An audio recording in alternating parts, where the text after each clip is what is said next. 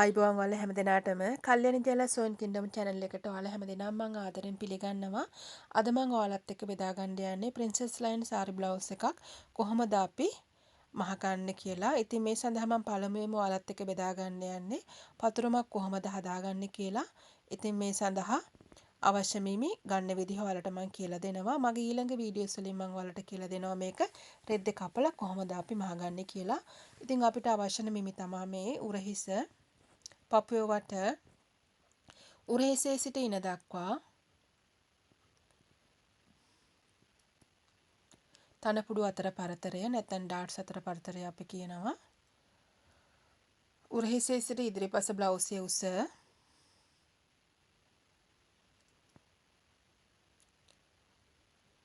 උරහිසේ සිට පිටුපස බ්ලවුස් උස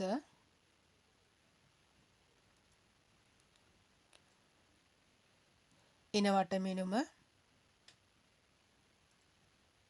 කරපළල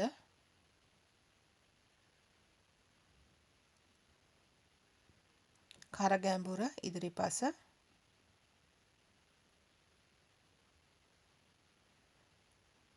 කර ගැඹුර පිටිපස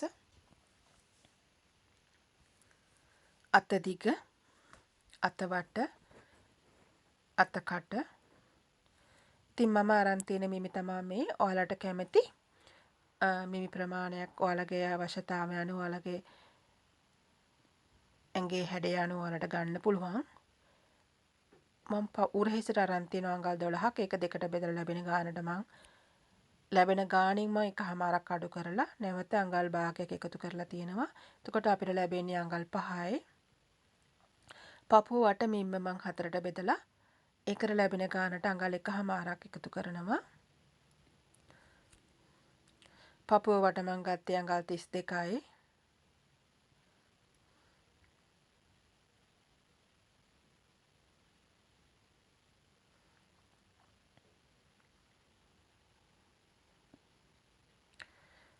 උරහිසේ සිට ඉන දක්වා 15මාරයි.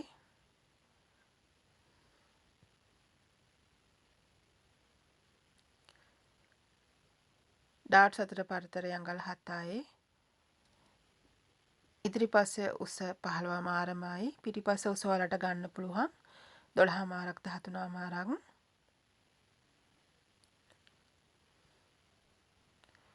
ඒ වගේම ඉන අපි ගත්තේ 28 ඒක හතරට බෙදනවා.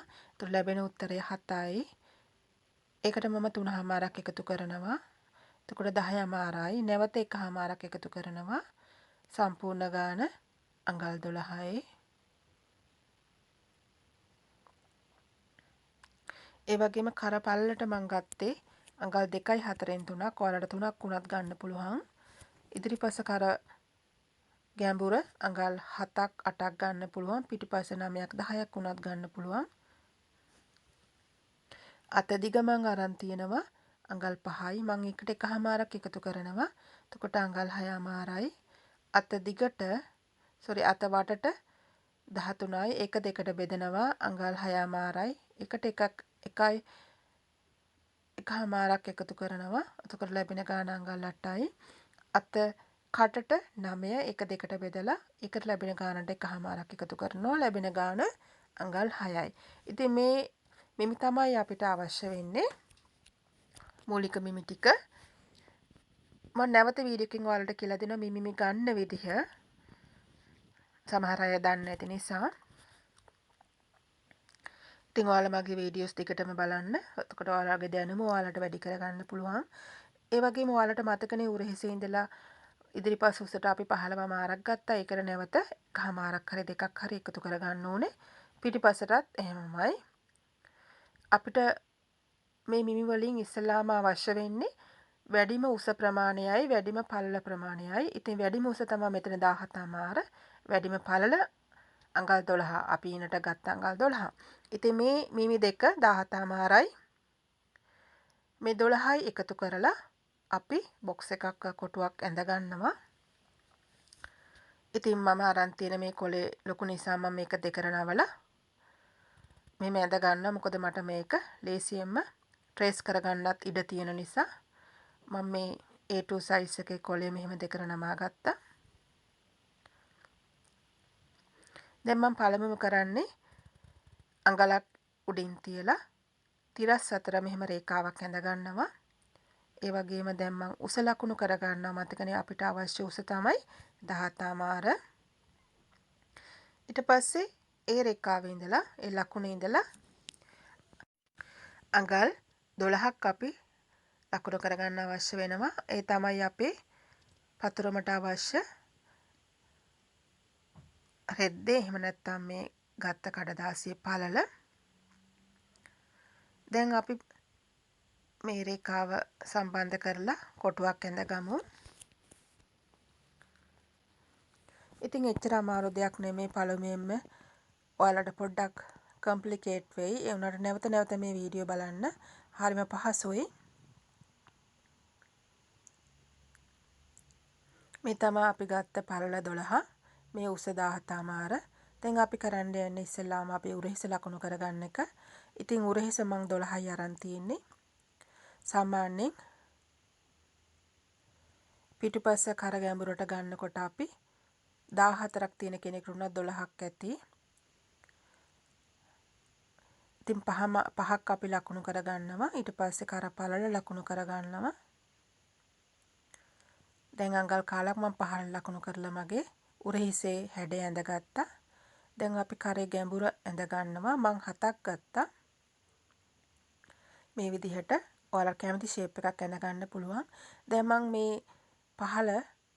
පහම ආරක් ගන්නවා උරහිසේ ඉඳලා. ඊට පස්සේ මම තිරස් රේඛාවක් ඇඳගෙන මගේ පපුව 8 ලකුණු කර ගන්නවා. මතකනේ අපි ගත්තේ 32 හතරෙන් බෙදපුවම 7යි. sorry 32 හතරෙන් බෙදපුවම 8. මම ඒ 8 ලකුණු කරගත්තා. ඒ වගේම පහමාර දෙකට බෙදලා ඒ පහමාරේ දෙකට බෙරුවට පස්සේ එන අංශේ ඉඳලා අඟල් කාලක් මගේ වම් අත පැත්තට ලකුණු කරගත්තා. මේ මම ලකුණු කරගත්තේ මගේ 7 දෙකට බෙදලා ලැබෙන ගාන 3මාර. ඒ වගේම අපේ ඩාඩ් එකේ උස, ඒ කියන්නේ පපුවේ උසම කොටස 10යි. ඒ 10 තමයි මම මේ ලකුණු කරගත්තේ.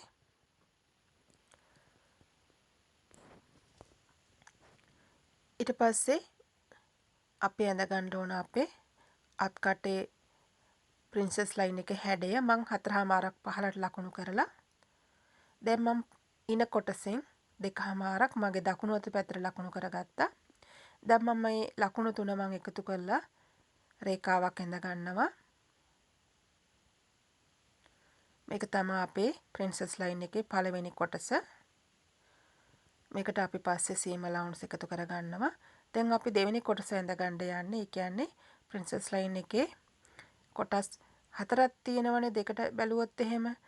ඒ කියන්නේ අපි මැද විවරයක් තිබ්බොත් එහෙම ප්‍රින්සස් ලයින් එකේ ඉදිරිපට කොටස් 4ක් එනවා. එතකොට මෙහෙම මේ දෙවෙනි කොටස අපි ඇඳගන්නේ. මේක පැත්තකට ඇඳගන්නේ. ඔයාලා දැක්ක මම අඟලක් ඉදිරියට තියලා මේ අඟල් 10 ගත්ත තැනින් මතකනේ ඒ 10 ගත්ත තැනින් අඟල් 1මාරක් මගේ වම් අත පැත්තට මම තියාගෙන නැවත 2මාරක් දකුණු අත පැත්තට තියාගෙන මේ විදිහට ෂේප් එක ඇඳගත්තා. මතකනේ අත්කට ළඟින් අඟලක්.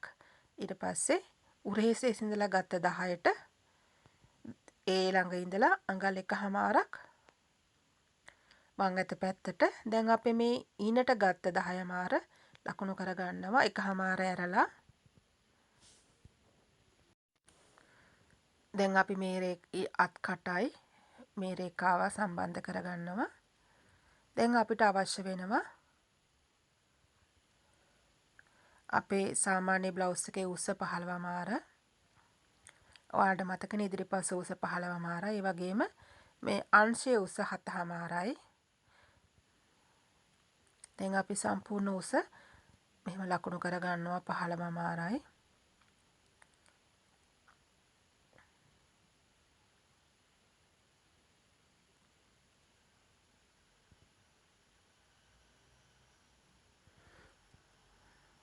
දැන් අපි මේ අත්කටේ ඒ අංශ රේඛාවයි මේ විදිහට ලකුණු කරගෙන දැන් සයිඩ් සීම් එකට අඟල් 1/4ක් අපි ඇඩ් කරගන්නවා. මතකනේ අපි පපුවට ඇඩ් කරගත්තේ 8යි. අපේ අඟල් 1/4ක් අපිට තියෙනවනේ. අපි සීම allowance සයිඩ් සීම allowance ඇඩ් කරගත්තේ නැහැනේ. ඒ අඟල් 1/4 තමයි මම මේ ඇඩ් කරගන්නේ. ඔයාලට පුළුවන් ඕන අඟල් 2ක් උනත් ඇඩ් කරගන්න. එනකොට 1/4ක් ඉතින් හොඳටම ඇති.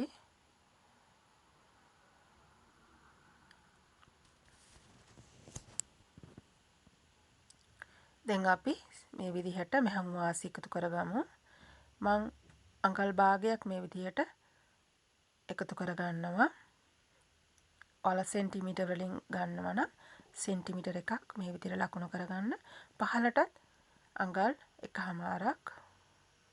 ඔයාලා පහළට අඟල් 1/4 වෙනකොට සීම allowance සෙන්ටිමීටර් වලින් ඇඩ් කරගන්නවා නම් සෙන්ටිමීටර් 4ක් එකතු කරගන්න. මේ විදිහට අපිට පස්සේ අපි ට්‍රේස් කරලා මේක කපා ගන්නවා වෙනම කොලයක.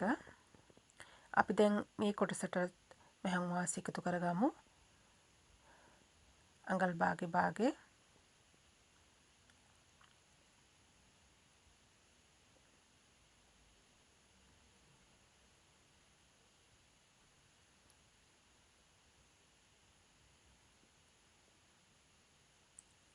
දැන් අපි මේක ට්‍රේස් කරලා කපා ඉවත් කරගන්න යන්නේ. මෙතන ගොඩාක් වැදගත් වෙන දෙයක් තමයි අපේ මේ පපුවේ ඉහළම කොටසට ගත්ත හැඩය අපි හොඳින් ලකුණක් දාගන්න ඕනේ. මොකද ඒක ජොයින් කරනකොට හරියට ආවේ නැත්නම් අපේ saree blouse එකේ හැඩය අපිට ලස්සනට ගන්න අමාරු වෙනවා. මම ඒක කියලා දෙනවා තව ටිකකින්. දැන් අපි මේක ට්‍රේස් කරගමු.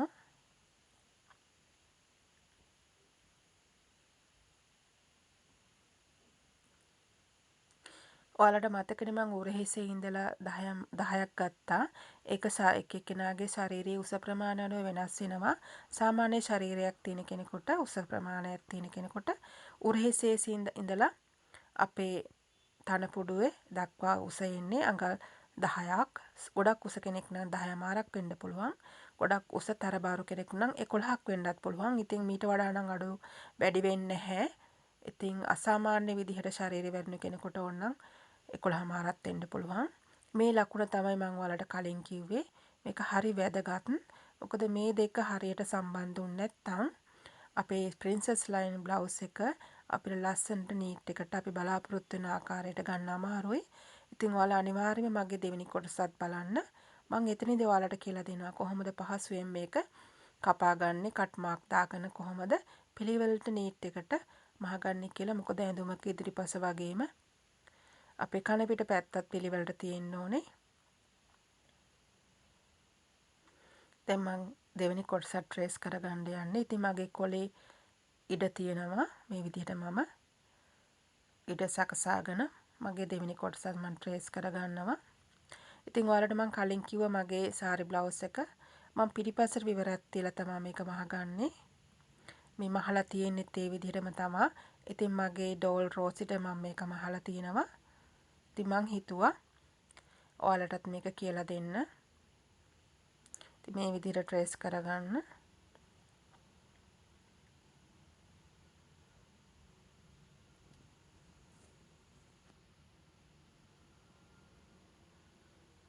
දැන් මේ විදිහට ඇඳගෙන කපා ගන්න. මතක් කරලා කට් මාක් එකක් දාගන්න ඕනේ. හරියටම ගැලපෙන තැනට මේක දැම්මේ නැත්තම් පස්සේ අපිට නීට් එකට මේක මහ ගන්න අමාරු වෙනවා. මොකද ජොයින් කරනකොට ඒ කට් මාක් එක දාපු තැන හරියටම ජොයින් වෙන්න ඕනේ.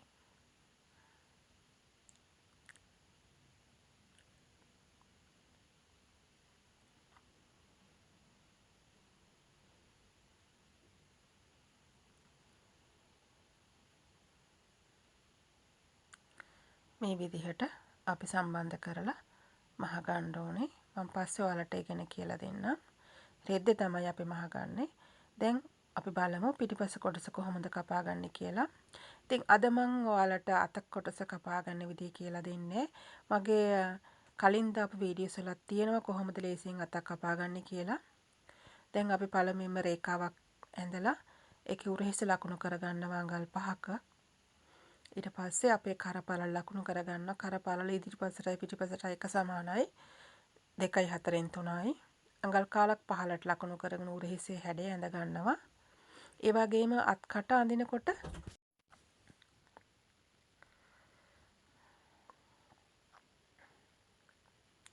පිටිපස කර ගැඹුර 8ක් හරි 9ක් හරි ගන්න පුළුවන්. මෙතනදී අපි අත් කට අඳිනකොට අඟල් 4මාරයි මං ගන්නෙ. අඟල් 5මාරක් නෙමෙයි. මොකද පිටිපස්සට අපි ප්‍රින්සස් ලයින් කපන්නේ නැහැ. ඒ වගේම අපි මේ 4මාර දෙකට බෙදලා වෙනම හැඩයක් ඇඳගන්නෙත් නැහැ. මොකද අපේ අත පිටිපස මොකද ඉස්සරහට අපේ බස්ට් එක තියෙනවා. ඒ හින්දා අපිට වොලියම් අවශ්‍යයි. ඒ හින්දායි අපි අත් කට ඒ විදිහට හැඩ කරගන්නේ. මෙතනදී අපිට පිටිපස්සට එහෙම අවශ්‍ය වෙන්නේ නැහැ. මේ මගේ බ්ලවුස් එකේ උස. ඒ වගේ මගේ සාරි බ්ලවුස් එකට මම පිටිපස්සට ඩාට්ස් දාන්නේ නැහැ මේ ඩිසයින් එකේ. මේ මැද විවරය ඇතුව තමයි මහගන්නේ. ඔයාලා මේ මම මැදට වෙනම සීම allowance තියාගත්තේ නැහැ. ඔයාලා කපා ගන්නකොට අඟලක් මේකට සීම allowance තියාගන්න. අඟල් භාගයකුත් ඇති. මොකද අපි වෙනම පටියක් මේකට ජොයින් කරනවා. මම රෙද්දේ කපනකොට මේ ගැන වැඩියෙන් පැහැදිලි ඔයාලට කියලා දෙන්නම්. දැන් මගේ පපුව කොටසට මේ ඉන රේඛාව සම්බන්ධ කරගෙන මම සයිඩ් සීම allowance පහළටයි සීම allowance එකතු කරගන්නවා. ඉතින් ලයිනින් දාලා මහනවා නම් ඔයාලට අඟල් 1මාරක් අවශ්‍ය වෙන්නේ නැහැ. අපි දැනට අඟල් 1මාරක් මෙහෙම දාගන්නවා. දැන් අත් කට අඳිනකොට අඟල් 1යි කාලක් 1මාරක් අපි ලකුණු කරගන්නවා.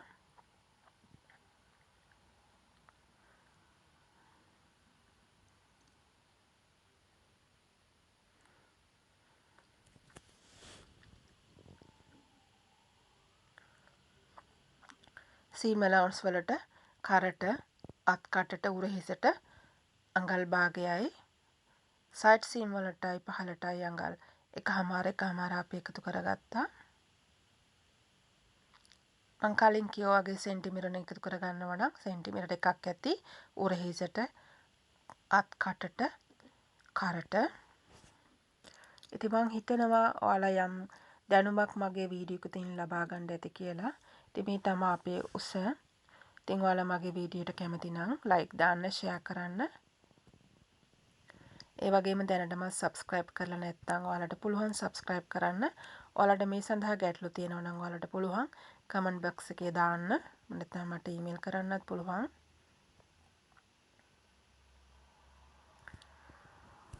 ඉතින් ඔයාලා සෙන්ටිමීටරින් ගන්නවා නම් සෙන්ටිමීටර 4ක් වෙනවා අඟල් 1මාර වෙනුවට. හරිම පහසුවෙන් ඔයාලට මේ බ්ලොග් එක හදාගන්න පුළුවන්. ඔයාලා මතක් කරලා මේ මිමි ප්‍රමාණය ගත්ත මිමි ප්‍රමාණය ලියා ගන්න. මේ බ්ලොග් වලත් මේ ගත්ත මිමි ප්‍රමාණය ලියා ගන්න. මම මේක කපද්දී ඔයාලට පුළුවන් ඔයාලගේ නම මේ ගත්ත මිමි ප්‍රමාණය උනත් ලියා ගන්න. ඉතින් මම මේක කපන්න යන්නේ නැහැ. ඔයාලට පුළුවන් ඔයාලා කපා ගන්න. ඉතින් ඊළඟ වීඩියෝ එකකින් මම ඔයාලට කියලා දෙනවා මේ සාරි බ්ලවුස් එකේ අත කපා ගන්න විදිහත්, ඒ වගේම මේක කොහොමද ලේසියෙන්ම රෙද්දේ කපලා මහ ගන්න විදිහත්. ඉතින් අමතක කරන්න එපා මගේ වීඩියෝ එක දෙවෙනි වීඩියෝ එකත් බලන්න මේකට සම්බන්ධව. ඉතින් ඔයාලට පුළුවන් අතකර ලේසියෙන් මේ ප්‍රින්සස් ලයින් බ්ලවුස් එක මහ ගන්න. ඔයාලා ළඟ තියෙන බෙල් බටන් එකේ පුවත් ඔයාලට පුළුවන් මම වීඩියෝ එකක් දාපු සැනින් ඒක කාටත් කලින් බලා ගන්න. ඉතින් ඔයාලා හැම දිනාටම ගොඩක් ස්තුතියි. නැවත හමු වෙමු. ආයිබෝවන්.